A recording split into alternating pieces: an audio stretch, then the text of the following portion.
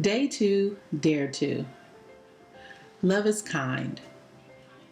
Be kind to one another, tender-hearted, forgiving each other, just as God in Christ has also forgiven you. That's Ephesians 4:32. Kindness is love in action. If patience is how love reacts in order to minimize a negative circumstance, then kindness is how love acts to maximize a positive circumstance. Patience avoids a problem. Kindness creates a blessing. One is preventative, the other is proactive. Love makes you kind, and kindness makes you likable. When you're kind, people want to be around you. They see you as being good to them and being good for them. So let's break kindness down into 4 basic core ingredients: gentleness, helpfulness, willingness, and initiative. Number 1, gentleness. When you're operating from kindness, you're careful how you treat your spouse. Never being unnecessarily harsh, you're sensitive, tender. Even if you have to say the hard things, you bend over backwards to make sure that the challenge is as easy to hear as possible. You always speak the truth in love. Helpfulness. Being kind means you meet the need at the moment. If it's housework, you get busy. A listening ear, you give it. Kindness graces a wife with the ability to serve her husband without worrying about her rights. Kindness makes a husband curious to discover what his wife needs, then motivates him to be the one who steps up and ensures that those needs are met, even if his are put on hold. Number 3,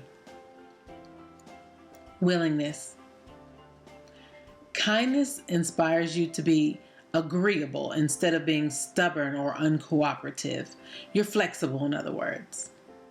Rather than complaining and making excuses, you look for reasons to compromise and accommodate. Number 4, initiative. Kindness thinks ahead, then takes the first step. Kindness doesn't sit around waiting to be prompted before getting off the couch. The kind husband or wife will be the one who greets first, smiles first, serves first, and yes, even forgives first. They don't require the other to get his or her act together before they show love.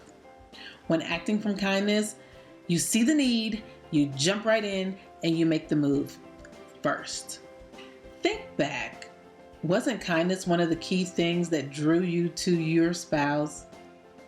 When you married, weren't you expecting to enjoy his or her kindness for the rest of your life?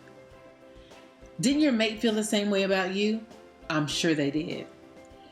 Even though the years can take the edge off that desire, your enjoyment in marriage is still linked to a daily level of kindness that you express.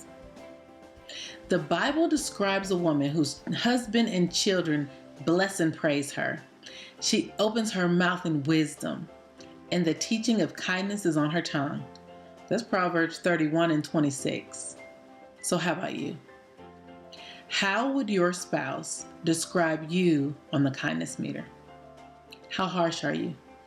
How gentle and helpful are you? Do you wait to be asked, or do you take initiative to help? Don't wait for your spouse to be kind first.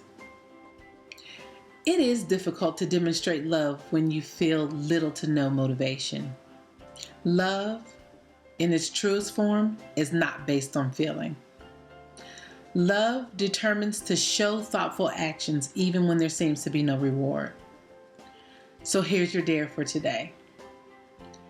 In addition to saying nothing negative to your spouse again today, do at least one unexpected gesture as an act of kindness.